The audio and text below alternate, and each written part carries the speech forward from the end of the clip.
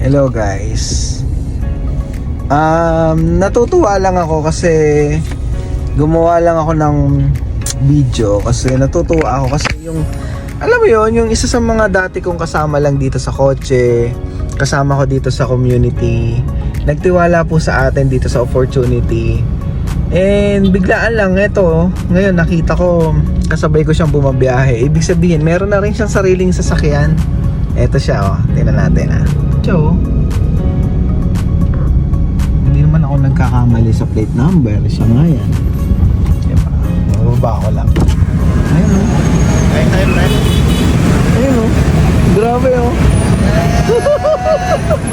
O, diba? Ito talaga yung pagkakataon. Oo. Yes, alay na alay. Para kailan lang, ano? Dati lang kayo nagko-commute. Ngayon may kotse na. Grabe talaga. Woo! Sa likod pa, oh. Matanggalay namin yan. Grabe! Thank you, Lord! Di ba nakakatuwa? Kasi alam mo yon, nag-umpisa kami pare-parehas, walang sasakyan. Nag-start kami pare-parehas. Di namin alam kung paano namin uumpisahan, kung paano saan kami kukuha ng pang-umpisa dito sa opportunity. Dating nagko-commute, dating nag-go 1, 2, 3. Di ba? Dati rin mga, alam mo yun, dati rin walang naniniwala. Minsan nagdududa ka din sa sarili mo na para sa'yo ba talaga tong opportunity. Pero nakakatuwa, imaginein mo, no? Oh, papunta ako ngayon sa office and hindi inaasahan, nagkita kami nung isa sa mga nagtiwala sa atin na sa Facebook lang natin nakilala. 'Di ba? So, nakaka-overwhelm, 'di ba? Kaya ano lang eh, pag meron dumating sa yung opportunity at naging part ka dito, ipaglaban mo kung ano yung naumpisahan mo, 'di ba? And always grateful, always be grateful.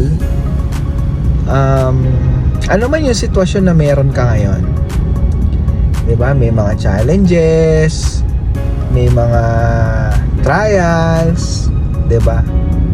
And pag nandun ka na pala sa buhay na gusto mo, hindi mo na hindi mo na siya matatandaan. Ibig sabihin, andun pa din, pero lahat bayad eh, 'di ba? Bayad lahat ng sacrifice, bayad lahat ng pagod, ng puyat, bayad lahat yung dati ka lang nag-go 1, 2, 3, dati kang nalilipasan ng gutom, dating walang naniniwala sa'yo, pero ngayon nagdadrive ka na ng sarili mo sa sasakyan. Nakakatawa lang isipin, di ba? Kasi parang kailan lang eh, sobrang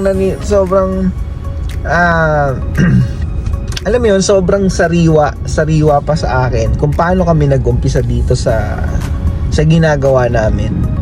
Na sabay-sabay kami sumasakay sa jeep, sabay kaming sumasakay sa bus, nag-MRT din kami, nakikipagsiksikan din kami. Alam mo yon, lalo na sa MRT, pag naranasan mo ba yung nakatayo ka lang at naghihintay ka ng MRT, pagbukas nung pintuan, kusa kang papasok, 'di ba? Kasi tinutulak ka na. And kahit hindi ka pa lalabas, kusa kang lalabas, kaya kailangan matibay kang kumapit. Yung mga bagay na yun, nakakatuwa lang isipin ngayon na dati, alam mo, parang totoo ba to? Magiging successful ba kami? 'Di ba? Pero isa lang ang naalala ko, isa lang ang ginawa namin. Naniwala lang kami, pinaglaban lang talaga namin yung pinaniniwalaan namin, pinaglaban lang talaga namin yung pangarap namin. And ngayon nakita mo, nakakatawa, oh, di ba? Imaginein mo to, ngayon dalawa pa lang yung sasakyan na meron kami sa community. Bilang ka lang ng ilang araw, bilang ka lang ng ilang linggo, magtatatlo, mag-aapat, maglilima, at magsasampu na kami, na sabay-sabay kami bumabiyahe, na dati lang nagko-commute, dati lang nag-go 1, 2, 3, di ba? Ngayon may kanya-kanya ng sasakyan, ngayon may kanya-kanya ng magandang buhay.